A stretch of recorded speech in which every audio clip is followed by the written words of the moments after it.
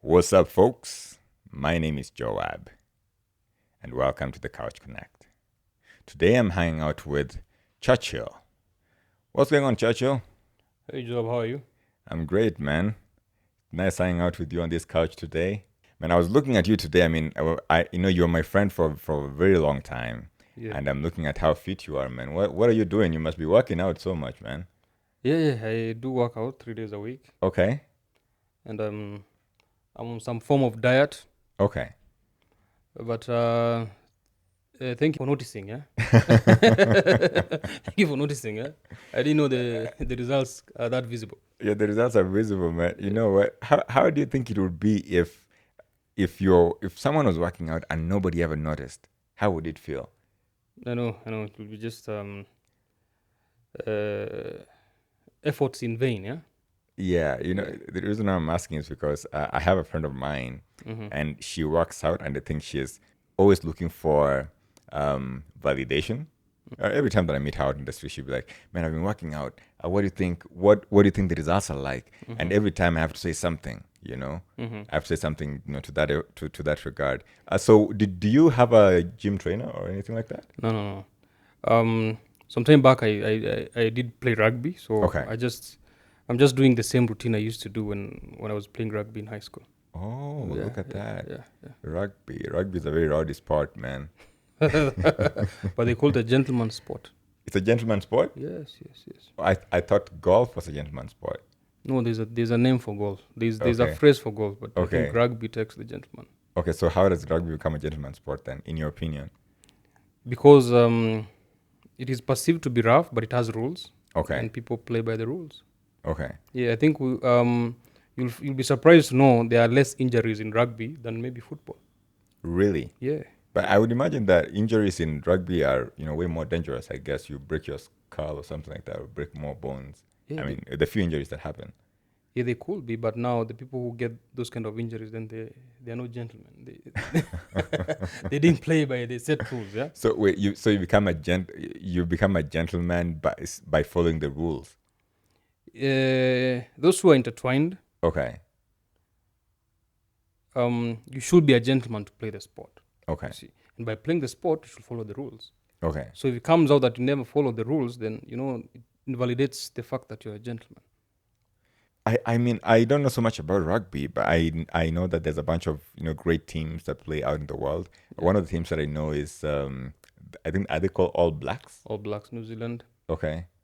There is Springboks. Mm-hmm. It's Where's from Springboks from? Springboks is from South Africa. Okay. Yeah, and then we have our own team. Mm-hmm. It's a good team. Yeah. Yeah, and what's the name of that team? Shuja something. Okay. Yeah. Do you know how rugby started? No. I Sadly enough, I don't know. I've heard stories that rugby started with guys playing coconut on a field or something like that. I Or heard maybe something that was- about a loaf of bread. I don't know. Okay. Yeah, they were running after a loaf of bread. But I think Bread. it started in Europe. Okay. Somewhere in Europe, Wales or England. Running after bread. Yeah. That's interesting. I was on this podcast. I was hanging out with a friend of mine a couple of days ago, and I was telling them about stories of me and bread. When I was in high school. Did you have experiences with bread when you were in high school? Yeah, bread was the life. How many loaves of bread did you eat in a day? In a day, probably one. One. Yeah, half in the morning, half in the evening. Okay. Yeah, Then I was worse. I did 7 loaves of bread a day. every day. Every day. Whoa. Then I don't know where all that bread went though. So I used to do a loaf of bread in the morning before waking up. So I would do half a loaf of bread before waking up. mhm. What am I saying? Not before. So after waking up, before breakfast, and then during breakfast, I do have a whole loaf of bread, and then I think before break time or something like that, I do another loaf of bread, and I think during break time I do a full loaf, and then during lunch break I do a half loaf. I think by the time I'm going to bed, I was doing a half loaf again. I think when I add them all up, it came to about 7 loaves of bread every day. Jesus, you were starving. Was I starving? I don't know, man. But when you think about it, going to boarding school was tough, man. I mean, it was only starvation. Yeah, I that's mean, true. At least, where I went for boarding school. I don't know about you, but were you always full in boarding school? No. But looking at bread in boarding school, Yeah. its popularity was because it was the only meal, it was the only food that was consistent. Okay. Yeah. So that's why bread was such a big, it was even currency. It was even currency. You will tell someone that, hey, do this for me. I'll get you a bread in the evening. I'll get you a piece of bread in the evening. Yeah. Yeah. So it's because it was so consistent Mm-hmm. and you can get it. You don't need to prepare anything. You just brew some tea and have your bread. Okay, wait. So in your high school, you didn't even brew tea? Yeah, you could brew tea. You could even prepare some noodles. Damn. Yeah, you could prepare some noodles. Some, how are they called? Saucy. What are they? What are they in Yeah, English? I think so. See, there was soy chunks or something like Yeah, that. yeah. Yeah. Yeah. Okay, you had an interesting experience in high school, because in my high school, the only food we had was the food that was served in the kitchen by the cooks. But I remember there's a time that I actually made my own food. So I was an agriculture student. And so what I did is that I had my own small farm, and then I would harvest the veggies, and I would make like my own veggie salad or something like that. But that experience was, I don't know if people liked it, because what I saw is that the school never liked me doing that, because it was apparently, the food you're eating in school is a balanced diet, and if you're having your own food is something else. But I think there was a lot of stuff that we were told that I guess was probably not, Oh, but you couldn't true. cook it, yeah? No, I couldn't cook it. I used to have it fresh. And so when you went to high school, it was a boarding school. Yes, it was. Okay. And what high school was that? I will not say that. You don't want to say the name? I Oh don't my want to say goodness. that. Yeah, I see. So you're one of those people who probably went to some dingy high school and you don't want people knowing about it. Or you went to some bougie high school and you don't want people knowing how rich you are. Yeah. I don't want to build into a stereotype, yeah? Okay, But I it was see. not a bad school. Okay, so you rank it out of, let's say, out of 10, where would it be? 1 being the highest and 10 being the lowest. Probably 9. So 9 being the lowest? Highest. So 10 being the lowest and 1 being the highest. Oh, Jesus. I'll give it a 2. Okay. And the 2 is because I'm just giving benefit of doubt. So I've not toured the world to see Okay. the schools. I see. Damn, then you went to a good high school. Yeah. I think, but I always believe that I went to the best high school in the world, mostly because of the experiences that I had over there. If I probably went to a different high school, maybe I would have had similar experiences. Yeah, but I'm reminded of, when I look at head teachers, sometimes I had a very good head teacher in my high school. His name was Peter Sorega. But when I think about it, I think there's people who have had very bad experiences. I was talking to another guest on the podcast, and I was talking about this lady called Matilda. Matilda was a movie, and there was this bad principal in that movie. She was kind of like a dictator. I mean, good story. The story ends with that principal, I think, dying or moving out of the city. But then I was thinking about, something that just happened this week. The Iranian president died in a plane crash. Have you ever heard stories about him? I think his name was Raisi. Not really much. Okay. But I think probably because he's not been in power for long. Probably a year or 2. Yeah, I think it probably came into power into 2021. I could be wrong though. Yeah. Yeah. So I've not really heard so much about him as much as I did. There was a former president that was called Ahmadinejad. Yeah, Ahmadinejad, I think. Yeah. I think that one was more widely known. Probably because during that time there was a lot of war in the Middle East, and he was coming out strong against some of the things, some of the entities which were fighting in the Middle East. Yeah. But for this current one who passed away, I think now I'm trying to catch up on things around him. But it's a sad story, a president losing their life on a helicopter crash.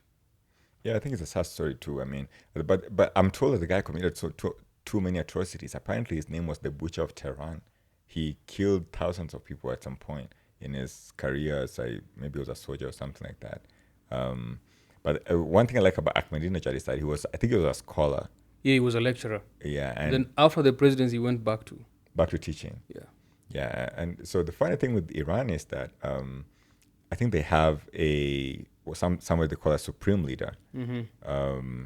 I think it's called Ayatollah. Ayatollah. What do you think goes on with this? If someone is a leader for life, countries like Korea have a leader for life. I guess the Iranian leaders are a leader for life as well. What do you think goes on in the minds of these leaders? Before I respond to that, Mm-hmm. let me just take you back Mm-hmm. to something you mentioned. Then I'll go back to that. Okay. It's on the fact that you said Raisi was called the butcher of something. Mm-hmm. The Butcher of Tehran. Yeah, I've heard that, and I took it with a pinch of salt Mm-hmm. because some of these things in the world stage, the narratives usually depend on who's propagating the narrative. Okay. If you go to, let's say, RT News is for Russia. Yeah, Okay. probably the things they will say about the American leadership Mm-hmm. will not be that that good. Yeah. The same way, if you go to CNN, probably the thing they'll say about Russia or Russian leadership or Putin will not be that pleasant, right? Yeah. Yeah. So the same thing with this Raisi guy. The things that are coming out about how he committed atrocities and all that, it depends on where you're getting that information. Yeah. If you're getting it from that information from an ally, Hollywood. yeah, from their adversaries, of course they'll Yeah. paint him in the worst possible way. Yeah. Yeah. But then if you're getting the information from their allies, they will not even mention it. Yeah. But what you have to learn is that what you have to also be be aware of is that somehow with this leadership, all the leaderships, there's always some wrongdoing that sadly, I don't know whether it has to be done to govern or not, but I cannot point an influential world leader who has not been a butcher to some extent. And the worst thing, this worst thing is that whether you are a butcher of one person or 10 people or 1,000 people, you still, you've You're still killed. Yeah. There's you can never say that because this person killed one person, this leader killed one person, and this other leader caused deaths of 10,000 people. This one is worse. A life is a life. So when I hear about Raisi being the butcher of Tehran, I take it with a pinch of salt. Yeah. So you asked about dictatorship, Mm-hmm. and about those leaders who rule for life. My view on governance and probably democracy is very skewed at the moment. Okay. Because first, I acknowledge that for a society to move forward, it needs a structure. Yeah, it needs a very solid structure. And if you look at civilizations which have been able to advance, their basis of development was a very central structure. The Ottoman empires and all that. Yeah. And you never notice the importance of that structure until it's no longer there. You see? Yeah. Because now you look at the Saudi family, House of Saud. Yeah. They are the ones who founded Saudi Arabia. Yeah. They brought in a structure. It's a monarch. And they've ruled for so long. Of course, there are some things maybe they do which are not right. But if you look at the stability they have put in place, for that specific kind of system, it is working. Yeah. Yeah. You look at China. I know that's a very controversial issue, but in my honest opinion, I think they are kind of communism which kind of blends with capitalism. It's not fully communist, as the philosophers of communism wrote it down. Yeah. There's a blend of communism and capitalism. Yeah. And basically it's a dictatorship, to be honest, yeah? But it's working. That structure is working. For the populace, it's working. It has lifted so many people out of poverty. And I remember interacting with this Chinese person, and he told me that you can live the American dream in China as long as you don't do anything political. you know, that you can set up a factory and you get money, you become rich. So long as you're a Chinese guy. Yes, so long as you're no, I'm just talking about the citizens. Yeah. Oh, okay. Yeah. For the citizen, they can live. They have become rich as long as they just don't do anything political. And for me, if you ask me, if you give me an opportunity to create wealth and never talk about politics, I think I'll take it. As opposed to getting the freedom to talk about anything, but then the same system is not really building you up. You see now what is happening in Africa. Yeah. So in terms of dictatorship, it's neither here or there. Because even if you look at democracy in some way it's also a dictatorship, because it's the like now in some Western countries it's the rich elite who run the country. Yeah. So they are the dictators.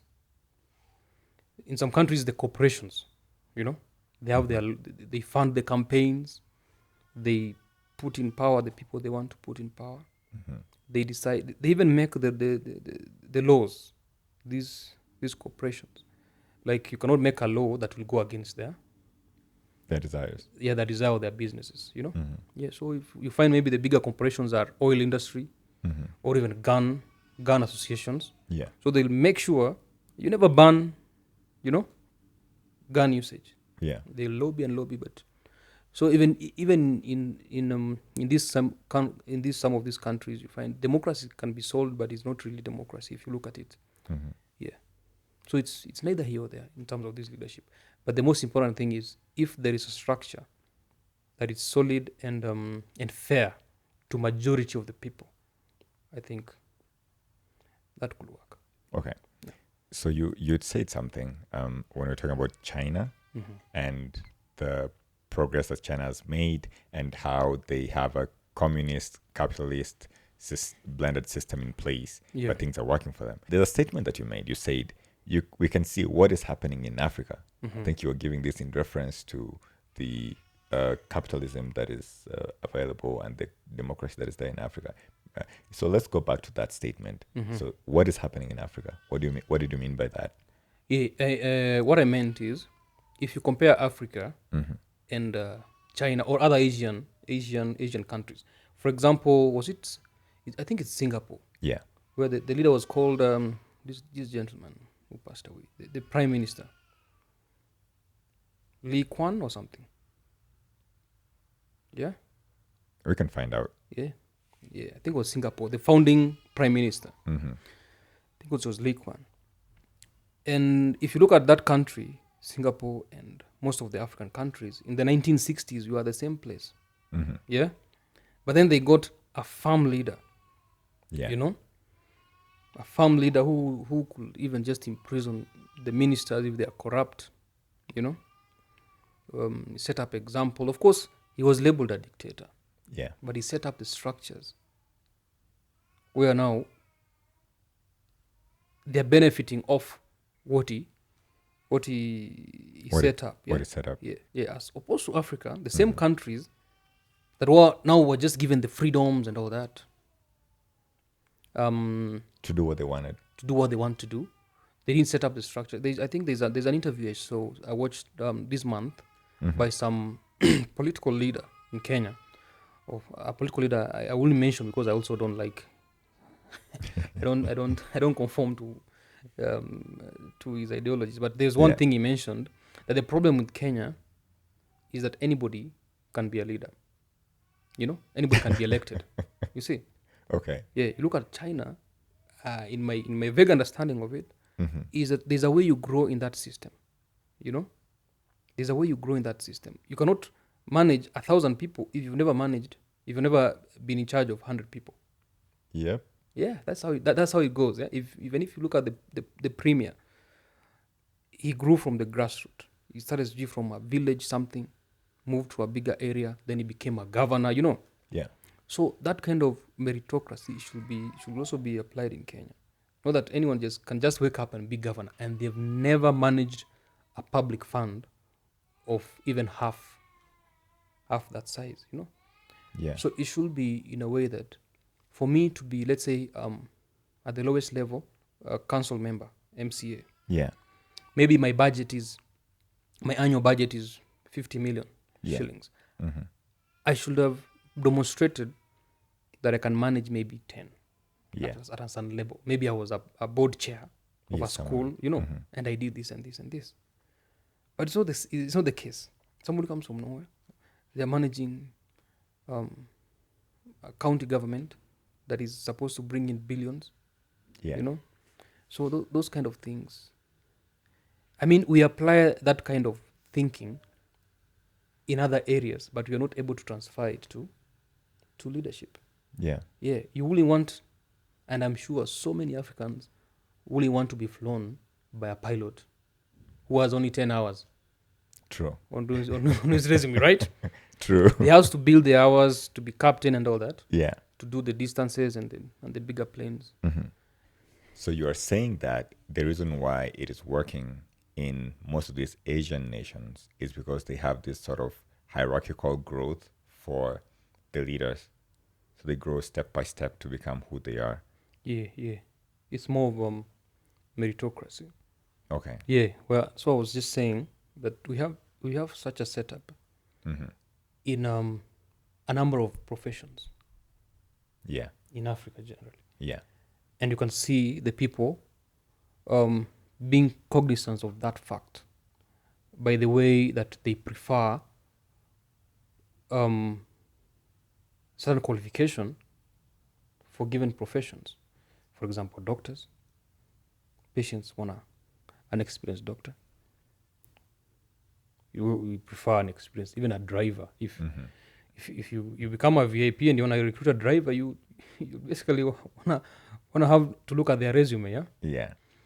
So in so many professions, we prefer some experience, but then we drop the ball where it matters most, and that is leadership. Yeah, leadership. We don't want to look at the meritocracy. Mm-hmm. We get the hype. Maybe the person has the money, and we vote anyone, and that anyone gets to decide how the society is improved. That anyone gets to probably sit in committees where they have to decide: do we connect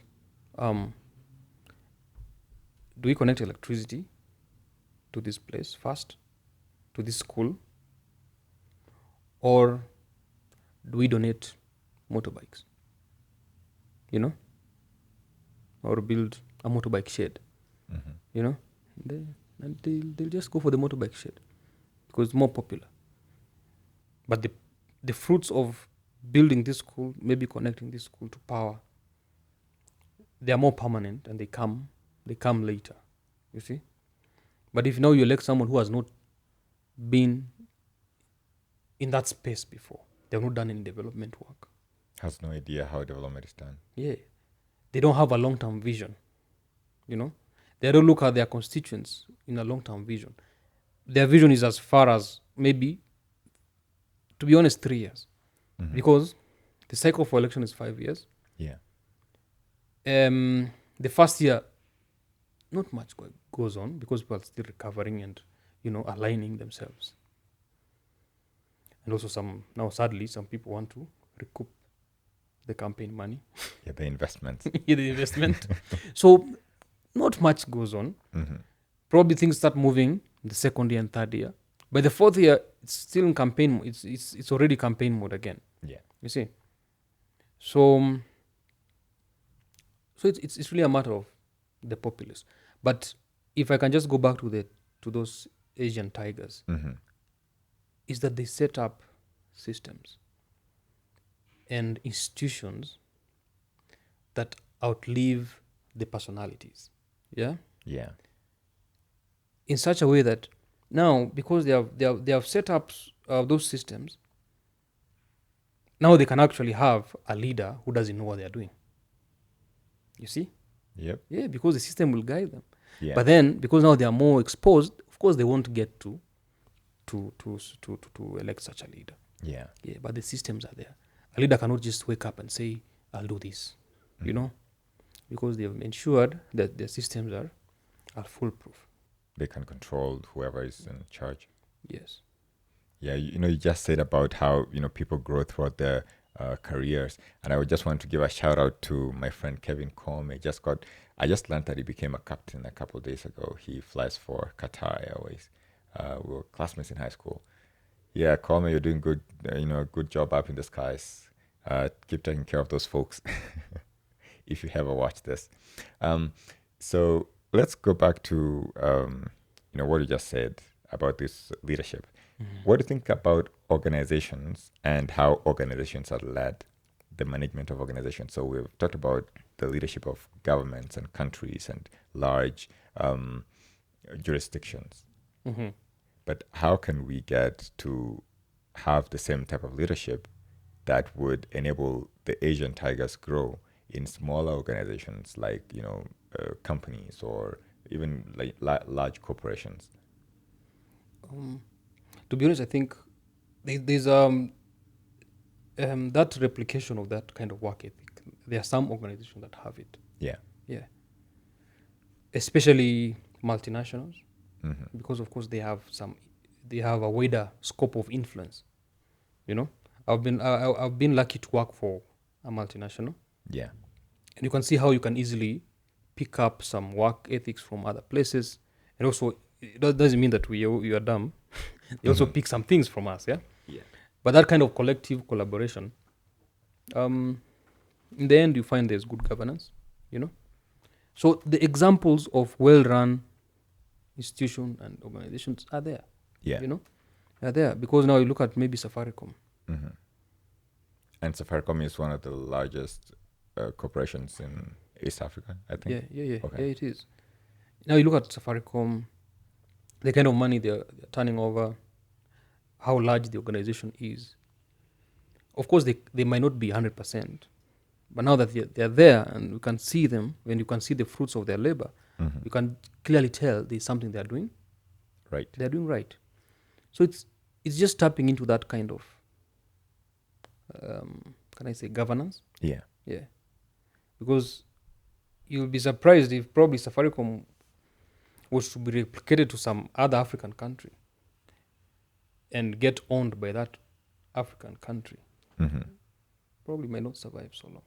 Yeah. You know what I mean? Because the dogs will come to eat. Yeah, like maybe you sell off Safaricom to some country XYZ and then the whole of it is owned by that country. Yeah. First, you get people getting appointed who are competent, who will be dead weight. And then now you get dead weight making decisions. Yeah. Yeah. So I think in terms of talent to grow nations, to grow the societies, is there in Africa.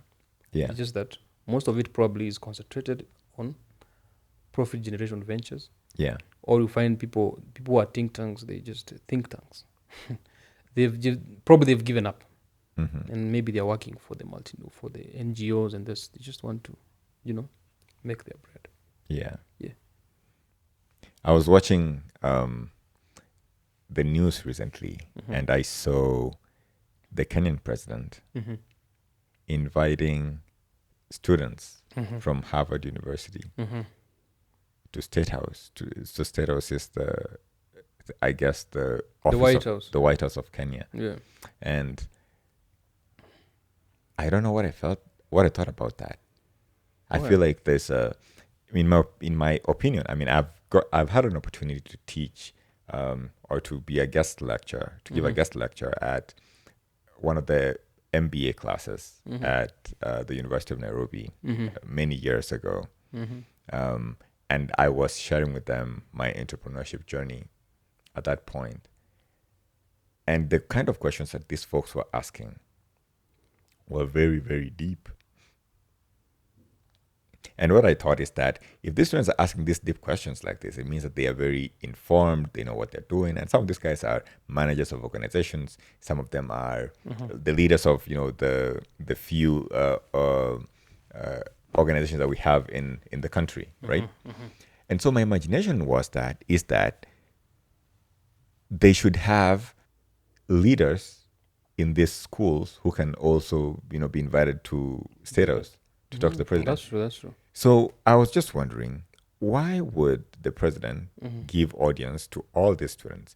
I don't know the backstory quite well, but my thinking is that these students were given an opportunity by their professor to come to Kenya to have an excursion Yeah. or like a makeup class in State House, State which is an absolutely amazing opportunity. I mean, you don't get that if you don't go to such a university, right? But what about the many students we have in the Kenyan universities? I mean, what's your opinion on that? Of course, I only know the backstory to that, but I think the responsibility lies more with the universities Okay. than the presidency. Mm-hmm. Of course, now I'm commenting out of what I could imagine, Yeah. but I don't think the presidency went to Harvard to look for the students. True. So probably the students, through maybe the organizations or whatever, Yeah. they made probably the application that we want to have this kind of session. Yeah. So the question will be, have the Kenyan Universities made the same request or Okay. they're sleeping on their laurels? But I'm sure there are student organizations and there are umbrella bodies for student unions.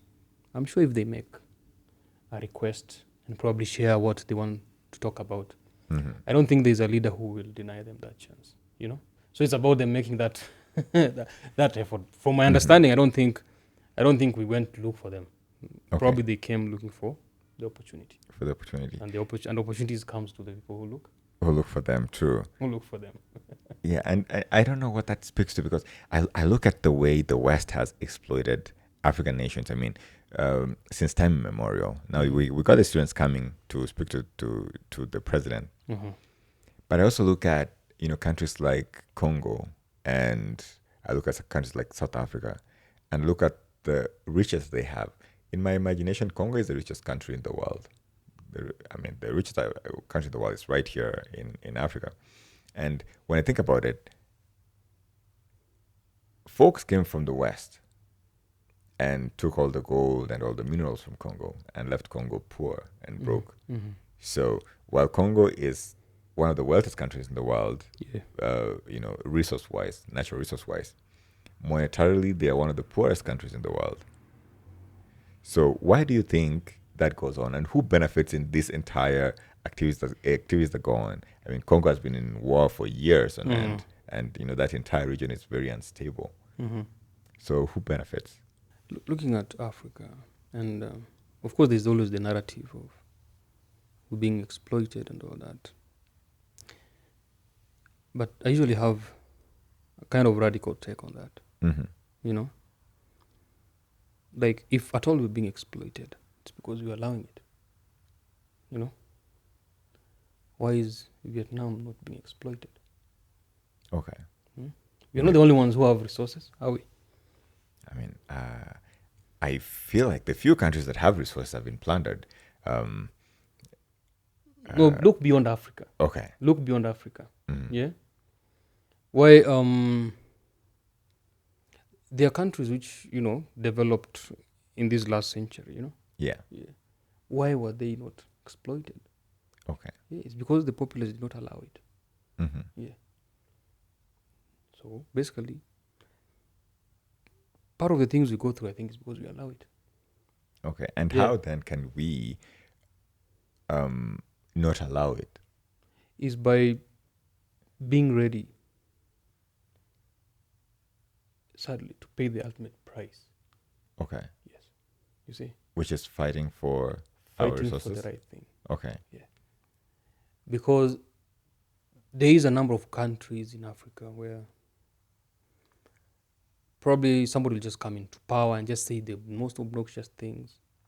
Maybe because they have a few guns, people just obey. Is it not the story? True. Yeah.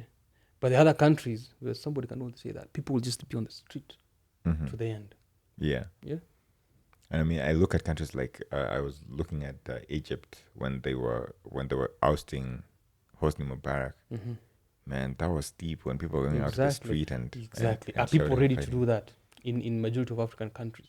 Because once you go that path, and you're doing it for the common good, you're not doing it for your your own pocket. good. Yeah. Yeah. Because now the problem is the few people who can do it, who can give themselves up for, let's say, democracy and freedom. Down the road, you find they do it for themselves. Yeah. Yeah, for the money. Yeah. But now, if you look at even in America, to get to the stable point that he is, the people sacrificed a lot. Yeah. First, to break away from Britain. Yeah. I'm sure maybe there was some world power at that time that didn't want America to be America, right? Yeah. Even to unionize and be United States of America. There are people who did a lot, who Yeah. sacrificed way so much, and then they set up the systems, you know. But you couldn't say that much in Africa. Okay. Yeah, because now we could say we are being exploited, but how are you as a person ensuring that you're not being exploited? And it goes back to the vote. Yeah. Have you stood up to say that this is my kind of thinking, and let me get my crew? I don't want to use my tribe, because now when you say tribe, it means something else. Yeah. Yeah, like this is my kind of reasoning. I don't want us to be exploited, and let me form my tribe, Yeah. my crew. So we ensure that we campaign for the person who is going to ensure we not get exploited. Okay. Yeah, but we don't do that. So who do we fight for then? We don't do that. In most cases. We just maybe elect anybody. Yeah. And then they go to somewhere and then they sign some papers. They don't even know what they're signing, you know. And then it's law. Yeah. It's law. You get exploited by law. You know, Yeah. you get exploited in law. Yeah, because You know. it's there's some legal precedent. I mean, you've signed some Yeah, papers yeah. and legally it's binding. But that signing, you can trace it back to your vote. yeah. Yeah, and then Okay. you go crying, oh, you're getting exploited. You know, Okay. that's the bitter truth about Africa. hmm Whatever is happening, we've allowed it. We've Okay. allowed it. We don't question. We just agree to whatever we get. agree to it. Okay, but when I look at countries like, West African countries, in the past few years, maybe I'd seen the past 1 year, I've seen a bunch of young leaders coming Coups up. and all that. Yeah, like in Burkina Faso, I saw a young guy Yeah. coming up and taking over the leadership. What do you think? Is that the kind of starting up for yourselves that you were talking about? Yeah, probably, because now I don't support those coups. I think Okay. people should take the normal route. But then What is the normal route? democracy and all that. Okay. But then sometimes, if the normal routes themselves are corrupted Okay. and there's no resolve, I don't know. But now, the praise that these coup leaders have the best interest at heart. You know? I mean, I heard of a guy, I think his name was Thomas Sankara. Yeah, He was a good leader. he was a good leader, but he was not tested though. Okay. He was not tested. What is- And that's the pro. That's the What does that mean? It was not tested. he led for 3 years or something. Okay. That's a very short time, hmm because you realize some of the policies you implement, the results come in later. Okay. Yeah. So he was a good leader, but he didn't get to see through his term, Yeah. to see the changes he was doing bearing fruit. Yeah, but I mean, we've got leaders like Museveni who've been in power for 40 years or something. Yeah, but he's made Uganda stable. Okay. Yeah. So it's brought stability, but what about Stability, yeah. development? I don't know. I'm not going to that. I don't know. I've only been to Kampala and all that. But if I compare it with the Uganda before him, Yeah. because that's the only thing I've read about. Yeah. I think he's brought in stability. Okay. It's like if you had a Museveni in some countries like, let's say, Sudan, Yeah. South Sudan? Yeah. Okay. either of them, yeah, Okay. hmm and you compare it to now, and that leader gives it stability for 15 years, 10 years, wouldn't it be in a better place for the stability, Yeah, it will. yeah, than what is happening right now? hmm You see, And- because Uganda had many coups and wars and all that. Yeah. Yeah. I think it's had a bunch of presidents. Yeah. So would that be the same case then for the president of a country like Rwanda? I think it's also been in power for about 20 years now. And he's giving them some stability. Yeah. Yeah. So there's always give and take. Mm-hmm. Yeah. So you gotta you gotta get something to give something. Yeah. Okay. My biggest problem is usually with leaders who just commit too much atrocities. You know. Okay. Yeah. Like they give people stability, but then they are squeezing them for nothing. You Okay. know? Yeah. Because now, if you look at even Iraq, Mm-hmm. between now and Saddam's time, which one do you think is better? In my opinion, so I don't know so much about Iraq. I would imagine that the few photos I've seen during Saddam's leadership, maybe that was in earlier on in Saddam's leadership, there was a lot of good things happening in Iraq. Yeah. As compared to whatever is happening now, when I look at this Mesopotamian Valley, I see a lot of, very little development. Yeah.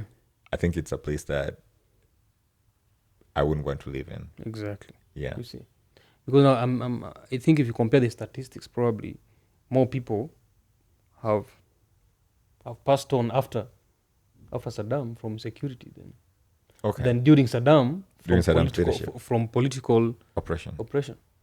If you look at it, Okay. and now the problem is now the effects of the post Saddam Mm-hmm.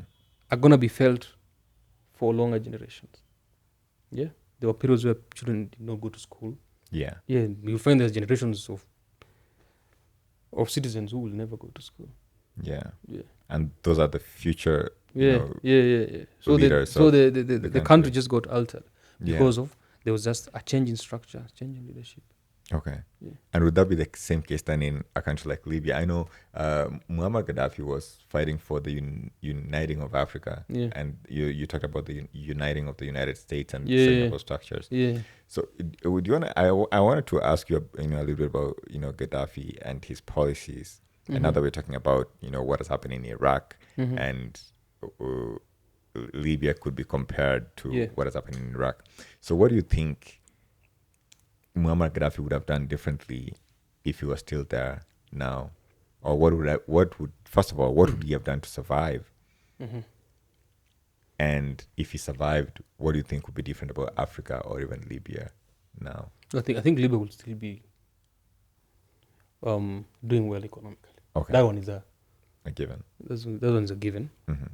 But those guys were living free, man. Yeah, that's what I hear. I know bills. I know these I cannot provide evidence for this, but I read somewhere that in Libya, once you get married, Yeah. you're given like $5,000. Okay. Yeah. To just go and blow in your honeymoon? Whatever you do to start up a family. You see, even now it encourages people to get married. Yeah. Okay. And then to get like electricity for residential was free. Okay, so there was no electricity bills in homes. So I'm not sure whether it was on billing or on connection. Okay. Yeah. So when they connect to your home, if you build a house, you just get electricity free for some period. I don't know. Okay. Yeah. And there was a stipend. There were jobs. Yeah. Yeah. So economically, I think if Gaddafi would have been there, probably it will be a different case. Mm-hmm. It will have been on the same trajectory. In terms of uniting Africa, that one I don't know. Because we are so different across the continent. Yeah. There are so many vested interests. But I strongly believe Libya could have been in a better place. Okay. But now the ask would have been probably where he failed, he should have known when to transition. Yeah. That's where some leaders in Africa lose it. Mm-hmm. They get stuck in the position. They believe they are the only one who can do. Yeah. Who can lead. You can lead. And I think a leader should, once you've done maybe those years, you should prepare the next leader. It doesn't have to be the next generation. It can be somebody 10 years younger than you. Yeah. You don't have to have, like maybe you're a leader, you're 70, you're grooming somebody who's 30, Yeah. Somebody who's maybe 50 or 60 can still do the same. Is that what they did in Cuba? Cuba is a whole long story. But yeah, it was a similar transition. But Cuba, that's a special case, Mm-hmm. Yeah. I remember my uncle telling me something about Gaddafi. Yeah. So I remember when, I think it was the year 2003, and Saddam was arrested. and probably executed around the same time. Yeah. But then, Saddam was executed. I don't know when that was. But then again, my uncle told me a story of Gaddafi, and he was like, if Gaddafi doesn't watch, the same thing is going to happen to him. And my head was like, man, nothing can happen to Gaddafi. And he's well protected, and his people love him, and all that. And I remember when Gaddafi was being hunted, I was in my undergrad then. Mm-hmm. I remember during that entire week, I was crying. Mm-hmm. When he was actually killed, I cried. I never met Gaddafi. He's probably done a lot of atrocities, but I felt bad because I think that he went through so much in those few hours or few minutes that he was in the hands of his captors. Yeah. And I remember him asking questions like, "What did I ever do to you, man?" I know. I saw that video. Yeah. Yeah. And then in a few minutes, the next video, I was just seeing him on the floor. And I remember during that entire week, I was playing Viva La Vida. Coldplay, yeah? You used to playing Coldplay, man. Yeah, I still love listening to Coldplay. Yeah. Viva La Vida was like, man, I felt like they were singing about him, I used to rule the world. And And I sweep the streets. that I used to own, Yes, But although now, whatever happened to him, Mm-hmm.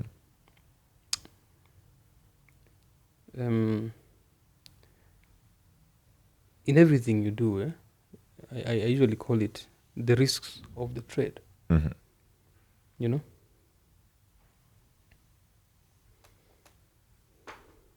It's like if you're a doctor for infectious diseases. Yeah.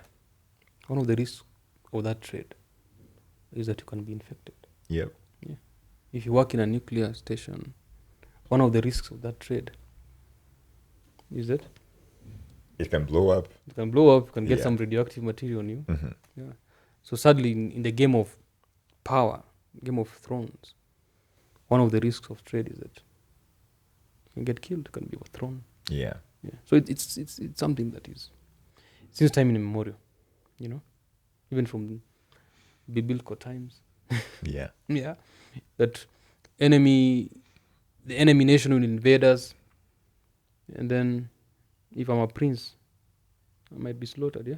True. Yeah. So me being a prince, I have to be aware of the fact that I'm protecting this monarch with my blood. Yeah. That's why I think people used to fight so much. So they were basically protecting the yeah, because they know there's somewhere they said in the game of power you either win or you die. Okay. Yeah. And by death it may not really mean, physical death. Mm-hmm. It might mean also career death. Yeah.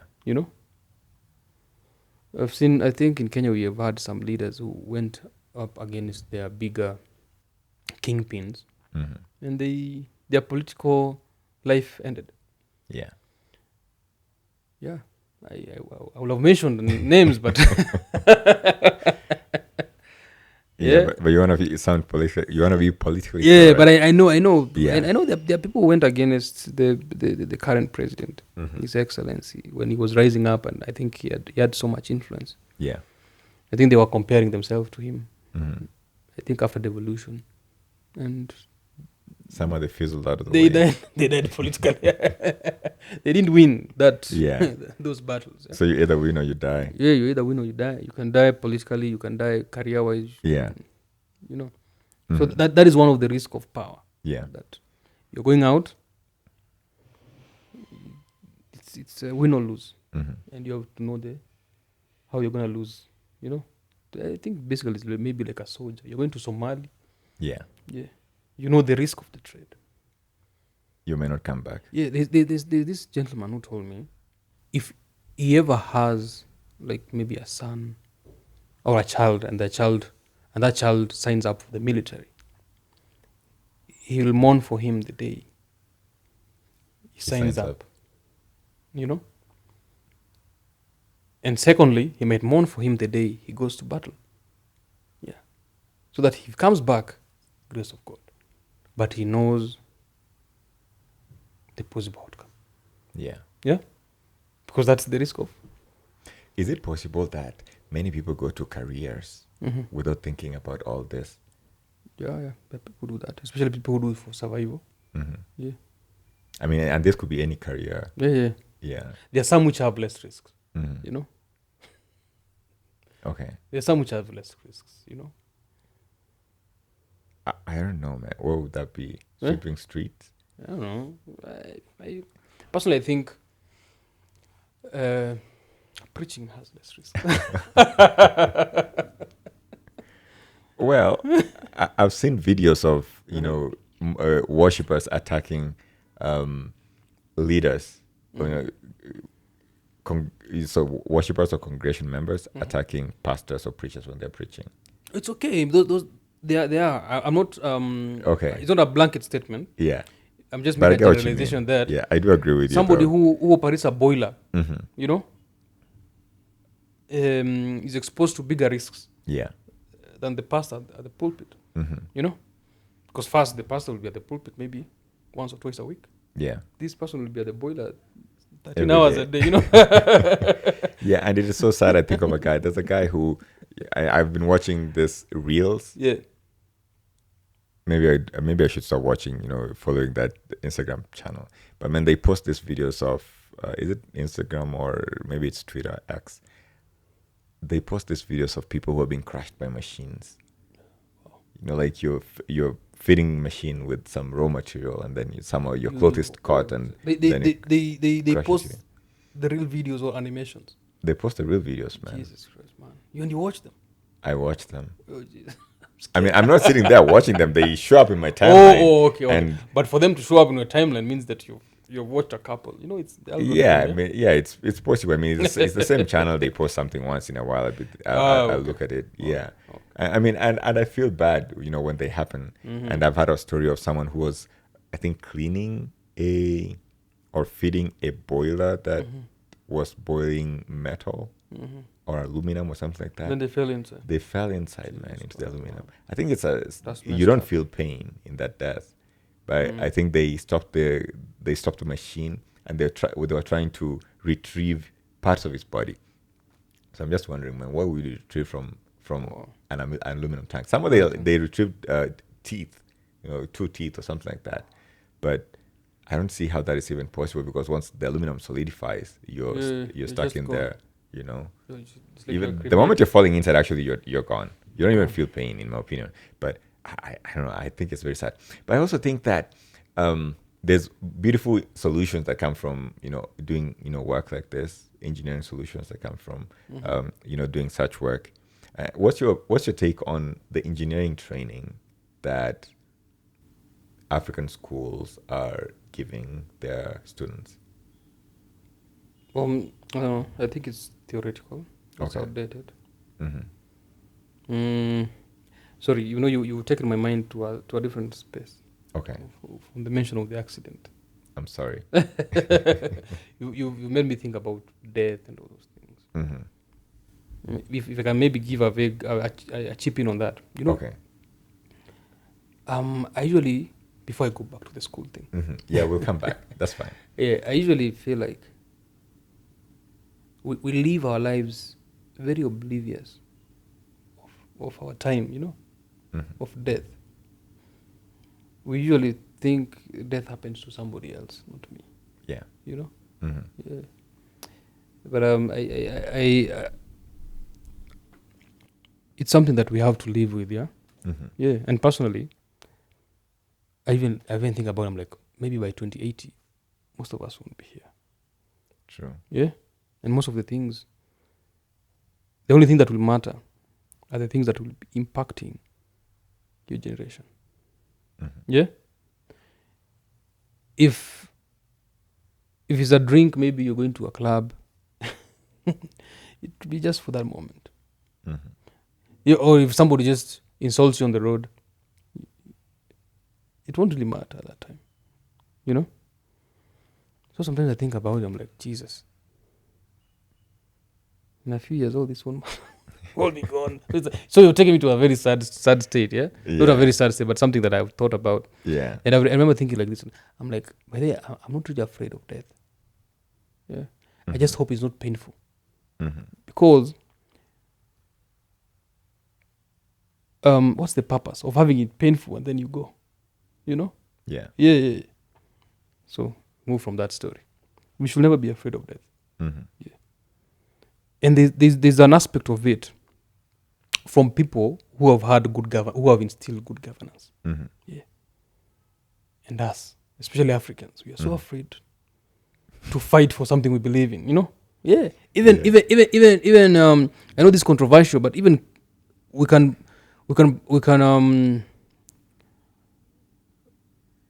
say how much of Christians we are, but we don't want to go and meet God. You see how that is very the irony, yeah? Yeah. Yeah, you say, oh, you love God, but you can't give up your life. Yeah. You know, you're not ready. You know, it's a different thing, giving up and being like open. If let's say gunmen storm into a church, Yeah. then they say, we're only going to let only 20 people go. Yeah? Everyone else, you know, You're gonna meet your maker. you're not going to be. How many people do you think in that church would be like, okay, let's let only these 20 children go? You know, they're not ready. True. Yeah, you just testify and all that, but deep inside, you've not thought through. What is this heaven that I praise a lot? Do I want to go there tomorrow? Am I ready to go there tomorrow? You know? Yeah. So that's the different Most story. probably not. No, most probably not. We just so we do things on the surface. Yeah. Yeah. And that kind of dedication, we find it maybe in the Asian people, you know, not Asian, all of them. These the monks who just give up everything, you know. And just I want to prophesy or something. Yeah. I want to live for a bigger goal than myself. You know? And there are other religions where even maybe the leader of that religion doesn't even own anything. Yeah. Yeah. And then you find they have structures to make sure that maybe the temple is run and all that. Yeah. But for us, different. The pastor is the richest. So everything's on the surface. Yeah. Yeah. So going back to the engineering question. So yeah, do I think students are well prepared for the work, for the employment field? No. Yeah, mostly it's for the developing of the nation. So are the engineering schools setting up students for a career that would be good for themselves, first of all, and also secondly, a career that will enable them to develop their nations, to develop their infrastructure. There's a big mismatch. Okay. I don't know about the other fields, civil and all that, because myself I'm electrical. Okay. But from my experience, there's a lot of mismatch in that first you go to school, majority of what you learn is theoretical, you know. Yeah. But then now when you go to work, you start working, you'll find that most of the work you're doing could be something that could have been learned through apprenticeship. You see, so there's an apprenticeship mismatch. I give an example of Germany. In Germany, kids go to high school, and after high school, like 17 years old or something, they start some apprenticeship programs. Yep. Yeah, you get into some apprentice college. I interacted with some guy. He was commissioning a factory where I worked. Yeah. It was a $1 million factory. The guy was 27. Damn. Yeah. Okay. So he was telling us that after high school, he already chose what he wanted to do. So he went to some, I think a tertiary college or something, which is enjoined with an apprenticeship experience. So he does like 3 days classwork or 2 days classwork, and then the rest of the week he's at the factory. Yeah. You know. So you're learning how and the work, factory and you're getting paid. Yeah. Yeah. Whenever you come out of it, you don't even need a degree or something. It's maybe a diploma or something. But now your experience speaks for you. Yeah. And by the time he's finishing that, he's 20. Yep. Yeah, 2021. Yeah. He's already commissioning things, machinery in factories and all that. By the time he's 28, 29, he knows his stuff. Yep. Yeah, he knows his stuff. You can't compare him to an engineer in Kenya who cleared uni at 25 years old. Yeah. You know, so there's that mismatch of the trade, of what actually you're going to do. You need this kind of education. Yeah. You know, yeah, because if you look at it very well, I think you'll find that of the different categories of engineers, probably the engineers who, because an engineer you should build something. Yeah. Yeah, the engineers who are very close to building something, civil engineers, because they build something new. And probably the software engineers. Yeah. Yeah, Because they also build new stuff. they also build new stuff, which of course, yeah, the innovation also is a bit not that competitive, but at least they build new stuff. Yeah. The rest of them are just maintainers.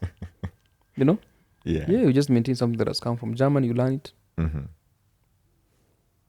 And you keep maintaining it Keep maintaining with it. German parts. Yeah. And probably German field service Yeah. engineers who come to Yeah. help out in the maintenance. Yeah. That's why sometimes there's this mediocrity that I never like, of us celebrating people who make mediocre things. Like you'll see maybe there's somebody in maybe Bomet who was attempted making a helicopter, and then you celebrate that person. I'm like, why are we celebrating this person? Okay. Yeah, making a helicopter out of wood. Yeah. We're just encouraging mediocrity. There are books on how to make an helicopter. Yeah, Yeah. yeah. If you're well, whatever, you can read through how to make a drone, and you make a drone. True. Yeah, yeah. So why do you make a helicopter out of wood and all that, and doesn't fly? You're risking your life, you know. Yeah. Then you come and clap mediocrity. Oh, this guy has made a car. It's like already there is a marking scheme on how to make a car. Yeah. I have seen a Nigerian company, I think it's called Inoson, that has manufactured cars, multiple cars. But And they're safe. they're safe. No, I mean, that's they're good. well commissioned, and I think they have multiple versions.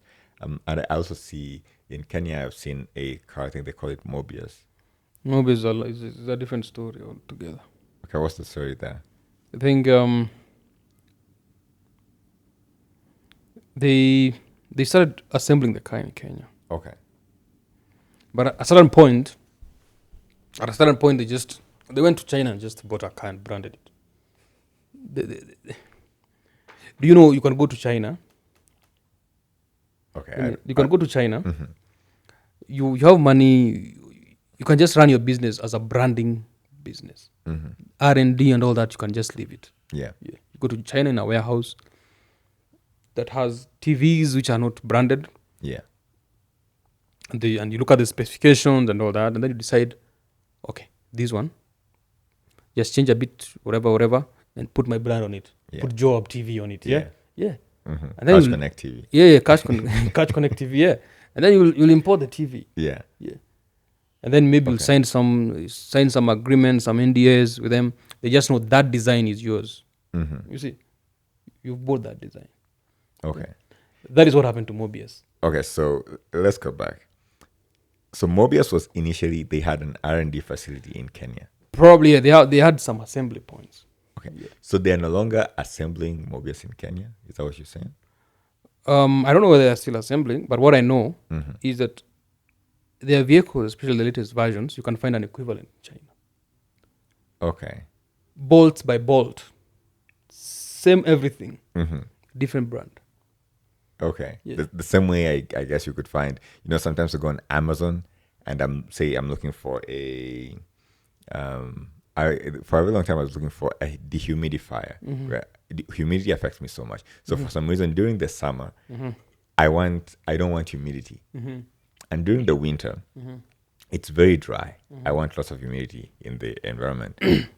And so what happens on my nose? So in the winter, I'm nose bleeding. In the summer, my eyes are crying.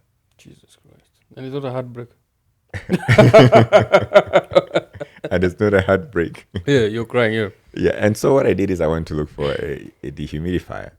And guess what I found? There was let's say 5 different versions of dehumidifiers, Mm-hmm. all different brands, going for different prices, Mm-hmm. but they all look the same. Mm-hmm. Same design, Mhm. same mode of operation, Yep. same buttons, same everything. Yeah. Different brands, names. Different names. So you want to tell me right now, I go to China, I'm gonna find let's say some car that is called, I don't know, newer car. Give me that homework. I'll find it. I'll send it to you. I'm usually in the cars in the background. I follow these things. Okay. Their cars do that. The same way even with there's somebody who posted about some fashion brands. Mm-hmm. I don't know which one. I think maybe there's some popular fashion brands in the US for the masses. Yeah. I've forgotten about them. But that person was able to just look for the same type of cloth, Mm-hmm. the same outfit Yeah. in China. Where Okay. now these fashion houses, they do what? They just buy and brand them. Okay. Yeah. So all these Gucci's and all this. No, I'm not talking about those ones. Okay. Those are not masses. There are those fashion brands for mass production, for the masses like Zara yeah. and all those. Okay, I see what you mean. Shein. Yeah. Yeah. But Yeah. Shein is Chinese, so I don't think they'll do that. Yeah. Most of the brands that do that, you find them they are Western owned. Okay. Yeah. Yeah. I guess those are business opportunities for folks. As long as you have money, just show up in, I don't know, China. Yeah. No, that's capitalism. Yeah. Yeah, that's capitalism for you. So. Okay. so then I guess all these engineering solutions that we're teaching our students in Africa, then what happens to creating new new devices, creating new solutions for our nations? Then doesn't that mean that we are wasting Of course, the we are. future generations? We are to a very large extent. Okay. We need, if I could speak to engineering and innovation, generally not engineering, innovation. Mm-hmm. Innovation. We need to foster innovation, Okay. and we need to reward it. Okay. We need to foster it and we need to reward it, because at the moment it's more survival. Mm-hmm. Yeah. What Because does now that mean? somebody will come out of school, they're just looking for something to survive on. Yeah. So they just take whatever that comes. They'll go work for some. Am I allowed to cuss? I guess you can. Yeah, some stupidness. You let it out. No, I want it there. Okay. So they'll be working for some stupidest company, Mm-hmm. but because they need bread, Mm-hmm. they have to be there. Okay. But if we can reward innovation, like we look at devices that we really need. Mm-hmm. Maybe a camera. Maybe if this camera is is very important to the daily lives of Kenyans. We have an institution that will come with this camera, task this group of people to reverse engineer it, because that's how China grew. Just doing it. Yeah. Bring this camera, we dismantle this, and we build our own. That is a replica of this. Yeah. What that does is we might not build it to a commercial sense, Mm-hmm. but we'll have known how to build a camera. Yeah. So I'm not referring to cameras, but there are things that are very, very important, like maybe a dialysis machine. Mm-hmm. Of course, you'll have to take into consideration maybe some machines have patents on them, but there are some things which are very important. And then maybe we should get the directives to not import some things, like a toothpick should never be imported.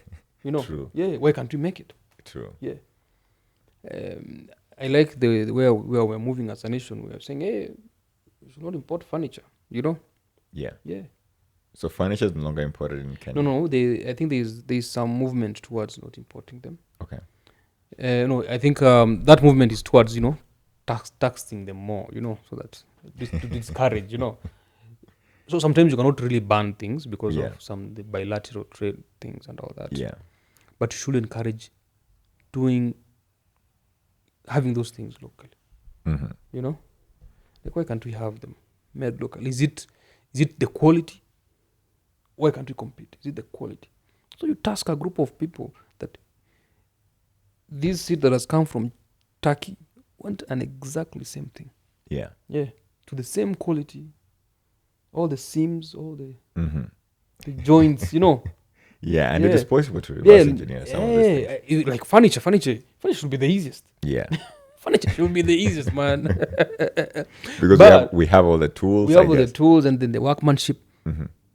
But you look at a locally produced furniture and an imported one, you can see the difference. There's some uniformity that is never there. Yeah, Yeah. true. Yeah. So until Do you think it's possible that the locally manufactured are manufactured by hand and the imported ones are mass manufactured in a factory, and maybe that's why there's no uniformity? it's yes or no, Okay. because now for furniture, there's an extent to which you can do machine. Mm-hmm. Yeah. There's an extent to which it's not like soda. You can just put some liquid and then it comes out on the bottle. Yeah, Yeah. For furniture, it's different because you find not all furniture the same. the same. Mm-hmm. There's some workmanship that goes to it. Yeah, There's a lot of handiwork that goes to it. yeah, especially with, I guess, couches. So if we move towards that, I usually say the easiest thing to say we're not importing is furniture. You say Okay. all ministries or Ministry of Industrialization, especially that they're supposed to promote Locally manufactured. local industry. Yeah, they say Yeah. we'll never procure anything that is not Kenyan made. Yeah. Yeah. Okay. You start with furniture. Then you go to what else do we produce? And then we just move along, and then we're self-sustainable. Okay. Yeah. Then we start with the small things that that are, I think plastics we do them, but now I think we import some. Yeah. We still import, I guess, with, And plastic products, yeah? yeah. Yeah. Okay. And then what should we do then to the education policies to ensure that they are matching up with the way the rest of the world is growing? Is there something that we can do to ensure that education policies are changed to ensure that education is taught differently? I know that right now there is a new system of education which I have not understood yet. CBC. Yeah. I think is in the right direction. Okay. Yeah, because from my understanding, it's moving from educating people to work in an office and all that, to just kind of empowering them to think for themselves and, more importantly, to work with their hands. It's like I'm sure you grew up with art and craft and all that. Yep. Yeah. In school, I learned to make a certain joint. I don't know whether it's called cross joint or something. In grade 4. If you give me the tools, I can make it. Yeah. Okay. Yeah. Because like you put like a cross joint, it comes like a cross or something. Yeah. Yeah, So if the education can be more applicable, which I think the current system is moving towards, it's good. Okay. Because now you don't need to be employed to earn a living. Yeah, and I guess that's what the world is moving to now. With everybody should be able to employ themselves, but then again, what does that mean for large corporations? Does that mean that large corporations are going to run out of employees, or factories are going to run out of people who will work in the factories because everybody will want to work for themselves? No, they won't really run out of it because there will never be a situation where everybody's doing the same thing. Okay. Yeah, it's just that the world moving to people being able to employ themselves is just going to reduce the overcrowding on the dependency on employment to survive, Yeah. Because probably at the moment, we are all crowded on that side. Yeah. Yeah. So what we're looking at is a balance. There won't be a point where everybody will do the same thing. We are totally differently abled and talented. You should have enabled these children to exploit that and know that, I cannot work with my hands, But then how will you know that you can't work with your hands if you've not been put in a position where you're trying it out? You're trying to build maybe a chair or something. Jesus, I'm going too much on the furniture. Maybe Maybe I guess it works because there's the Couch Connect, and the Couch Connect is built on furniture. yeah. So yeah, so if that child is never put in a place where they get to see this is where my ability ends. Mm-hmm. You can never tell it. You have a 15-year-old, tell them you will never sing in your life, but you've never put them in a position where they sing. Mm-hmm. You see, it's better you put them in a position where they'll sing, and then they realize, oh, I can't sing. They have to have the opportunity to try rugby, and they say, oh, I can't play rugby. Then maybe I want to be an accountant. Mm-hmm. Yeah, but to have them with limited opportunities that from age 5 you're going to be an accountant. You see now you've limited their scope. Yeah. So the same thing. So some people will still choose maybe office work. Yeah. Other people will choose these other things. But the most important thing is to have that variety available to Everybody for choosing. And that now will have a balanced. Yeah, and I guess that will create opportunities for the future of our children. Yeah. Yeah. Then of course it will ensure people don't give up. There are people, if education doesn't work for them, it's like my life is over. I'm done. But then life has so much to offer. Yeah. There's certain societies which are like that. You never passed. True. Yeah. So maybe with time we'll get to that. Mm-hmm. I don't know. Sometimes I usually feel like, are we being too harsh on ourselves? Like we're just 70 years after independence, speaking for Kenya. But I guess the world is moving so fast, and with all this, with the rest of the world developing, it also means that we should catch up, right? If we are so far behind, then what happens to our children and the future that? We have a lot. We have a lot that we should be doing better. Yeah, that's the point. I think so too. Yeah. Even if you are very, you're not young. You're not young as a civilization, because now you cannot say like USA gained independence in which year, and then they took this length of time to be developed. Yeah. But you see, the tools they had then are different. Mm-hmm. The tools we have now can enable us to accelerate and achieve what they did maybe in a quarter of that time. Yeah. Okay. Damn. So we should be doing better. We should be doing better, man. Yeah, I totally agree with you, man. Churchill, this conversation has been very interesting. I know you're doing amazing work in empowering smaller companies to grow, and keep doing that. And may your work, have some sort of reward to this world and your country. Our country. Our country. Yeah. Yeah, thank you very much, Churchill. Folks, this has been the Couch Connect. My name is Joab. I was hanging out with Churchill today, and I will see you soon on another episode. Take care.